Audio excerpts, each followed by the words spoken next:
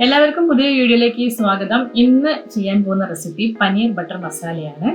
ഇത് എങ്ങനെയാണ് ചെയ്യുന്നതെന്ന് നോക്കാം. ഇതിനായും തന്നെ നമുക്ക് കുറച്ച് പനീർ വേണം. ഞാനിവിടെ 200 ഗ്രാം പനീറാണ് എടുത്തിട്ടുള്ളത്. ഇതിലേക്ക് ഒരു 1/2 ടീസ്പൂൺ ഉപ്പും അതുപോലെ കുറച്ച് ഒരു പനീർ മുങ്ങി നിൽക്കുന്ന രീതിയിൽ ഇളം ചൂടുള്ള വെള്ളവും ചേർത്തിട്ട് ഒന്ന് കുതിർക്കാൻ വെക്കണം. ഒരു അരമണിക്കൂറെങ്കിലും വെച്ചാൽ മതി. അതിനുശേഷം നമ്മളത് അരിപ്പയിലിട്ട് അരിച്ചെടുക്കും.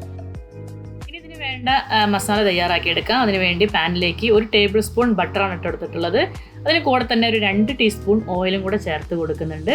ഒന്ന് ചൂടായിട്ട് വരുമ്പോൾ അതിനകത്തേക്ക് ഗരം മസാലകൾ ഇടാം. അതിനുവേണ്ടി 2 ഏലക്കായും 3 ഗ്രാമ്പും 3 ചെറിയ കഷ്ണം പട്ടയും കൂടിയാണ് എടുത്തിട്ടുള്ളത്. ഇത്ര ഇട്ട് ഒന്ന് മൂപ്പിച്ചെടുക്കുക. ചെറിയൊരു മണം വന്നു തുടങ്ങുമ്പോൾ അതിലേക്ക് ചെറിയ കഷ്ണം ഇഞ്ചിയും അതുപോലെ ഒരു 3 ചുള വെളുത്തുള്ളിയാണ് എടുത്തിട്ടുള്ളത്.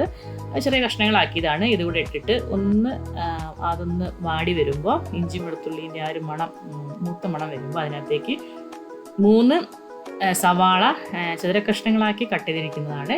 അതുകൂടെ ഇട്ട് കൊടുത്ത് അതിൻ്റെ കൂടെ കുറച്ച് ഉപ്പും കൂടെ ചേർത്ത് ഒന്ന് വഴറ്റുക. ഒന്ന് മൂടി വെച്ചിട്ട് ഒന്ന് ആവി കയറ്റിയെടുത്താൽ പെട്ടെന്ന് തന്നെ വാടി കിട്ടും. അതിനുശേഷം അതിലേക്ക് ഒരു 15 മുതൽ 20 എണ്ണം വരെ നമുക്ക് അണ്ടിപ്പരിപ്പ് ചേർക്കാം. ഞാൻ 20 എണ്ണം ചേർത്തിട്ടുണ്ട്. അതിന് കൂടെ തന്നെ 2 തക്കാളി, മീഡിയം സൈസ് തക്കാളിയാണ് ചേർത്തിട്ടുള്ളത്. ഇത് കൂടെ ചേർത്ത് നന്നായിട്ട് വഴറ്റണം. വീണ്ടും മൂടി വെക്കാം. അപ്പോൾ ഒന്നുകൂടെ ആവി കയറിയിട്ടുണ്ടെങ്കിൽ പെട്ടെന്ന് തന്നെ തക്കാളി ഒന്ന് ഉടഞ്ഞ് കിട്ടും.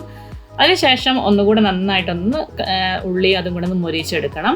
എന്നിട്ടാണ് നമ്മളിതിനകത്ത് സിമ്മാക്കിയതിന് ശേഷം 1/2 ടീസ്പൂൺ മഞ്ഞൾപ്പൊടിയും 3 ടീസ്പൂൺ കാശ്മീരി ചില്ലിപ്പൊടി അതാണ് ചേർക്കുന്നത്. എരിവ് അധികം വേണ്ട. പിന്നെ 1/2 ടീസ്പൂൺ തന്നെ മല്ലിപ്പൊടി. ഇപ്പോൾ മല്ലിപ്പൊടിയുടെ അളവ് ഒരേപോലെയാണ്, വളരെ കുറച്ച് മതി, ഒട്ടും കൂടാൻ പാടില്ല.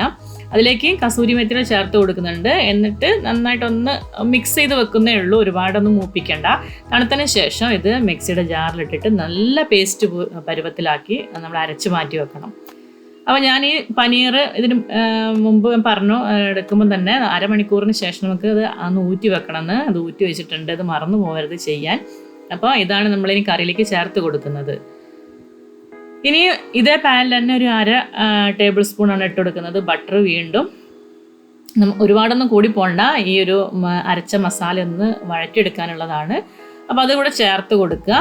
പിന്നെ ഈ ഒരു അരച്ച മസാലയിൽ തരിയായിട്ട് കിടക്കുന്നുണ്ടെങ്കിൽ നമുക്കൊന്ന് അരിപ്പയുടെ അരിച്ചിട്ട് വേണമെങ്കിൽ ചേർത്ത് കൊടുക്കാം. ഞാനിപ്പോൾ അത് നന്നായിട്ട് പേസ്റ്റ് ആക്കിയിട്ടുണ്ട്. അപ്പോൾ അത് വേറെ അരിച്ചെടുക്കേണ്ട ആവശ്യം വന്നിട്ടില്ല. ഇത് നന്നായിട്ട് ബട്ടറുമായിട്ട് ചേർന്ന് ഒരു 2-3 മിനിറ്റ് ഇങ്ങനെ വഴറ്റിയെടുക്കണം.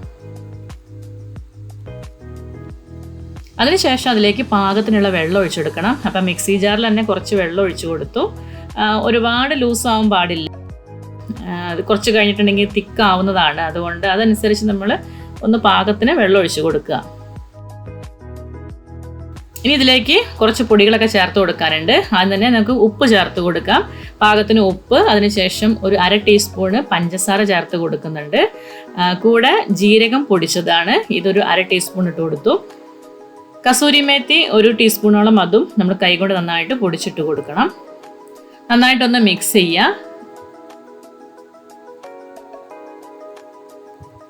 ഇതിൽ ചെറിയൊരു ചൂടായാൽ മതി, ജസ്റ്റ് ഒന്ന്. അതിനുശേഷം നമുക്ക് ഇതിനകത്തേക്ക് പനീർ എടുത്തു വെച്ചിരിക്കുന്നത് അതിട്ട് കൊടുക്കാം. പനീർ ഇട്ടതിന് ശേഷം ഒരുപാടൊന്നും ഉടച്ച് അങ്ങനെ ഇളക്കി ആക്കാൻ പാടില്ല, പെട്ടെന്ന് തന്നെ പൊടിഞ്ഞു പോകും. അപ്പോൾ സാവധാനം അതിൻ്റെ ഒരു മസാല ഉണ്ടല്ലോ, അതിങ്ങനെ ഇതിൻ്റെ മുകളിലേക്ക് ഒഴിച്ചൊഴിച്ച് കൊടുത്തൊന്ന് നീക്കി വെച്ചാൽ മതി. അതിന് ശേഷം മൂടി വെച്ച് ഒരു മീഡിയം ടു ലോ ഫ്ലെയിമിൽ ഒന്ന് തിളപ്പിച്ചെടുക്കാം. അപ്പോൾ അതിന് മീതെ ഇങ്ങനെ ഒരു ബട്ടറൊക്കെ വന്ന് എണ്ണ തെളിയുന്ന ഒരു പാകമായിട്ട് വരും. ഈ ഒരു സമയത്ത് നമുക്ക് തീ ഓഫ് ചെയ്യാം. അതിനുശേഷം അതിനകത്തേക്ക് ഫ്രഷ് ക്രീം ചേർത്ത് കൊടുക്കണം. ഒരു 3 ടേബിൾ സ്പൂൺ ഞാൻ ചേർത്ത് കൊടുക്കുന്നുണ്ട്. ഇനി ഇതില്ല എങ്കിൽ നമ്മുടെ സദാ പാലുണ്ടല്ലോ, നമ്മുടെ പശുവിൻ പാൽ, അത് നന്നായിട്ട് കുറുക്കി വറ്റിച്ചെടുക്കണം. ആ ഒരു പാലിൻ്റെ കട്ടിയുള്ള പാല് നമുക്ക് ഇതിനകത്തേക്ക് ചേർത്ത് കൊടുക്കാവുന്നതാണ്. പിന്നെ അല്ലെങ്കിൽ ആദ്യം നമ്മൾ ഉപയോഗിച്ചുള്ള അണ്ടിപ്പരിപ്പ് അത് ഈ ഒരു സമയത്ത് അരച്ച് ചേർത്ത് കൊടുത്താലും മതി. പിന്നീട് ഇതിനകത്തേക്ക് ഞാൻ മല്ലിയിലയും അതുപോലെ ജീരകപ്പൊടിയും കസൂരി മെത്തിയും വീണ്ടും ചേർത്ത് കൊടുത്തിട്ടുണ്ട്. നന്നായിട്ടൊന്ന് മിക്സ് ചെയ്തു. അപ്പോൾ ഇത്രയേ ഉള്ളൂ നമ്മുടെ ടേസ്റ്റി ആയിട്ടുള്ള പനീർ ബട്ടർ മസാല. നിങ്ങൾ ഇതുപോലെ ചെയ്തിട്ടില്ല എങ്കിൽ ഒരു തവണ ചെയ്ത് നോക്കൂ കേട്ടോ, നല്ല ടേസ്റ്റാണ് കഴിക്കാൻ.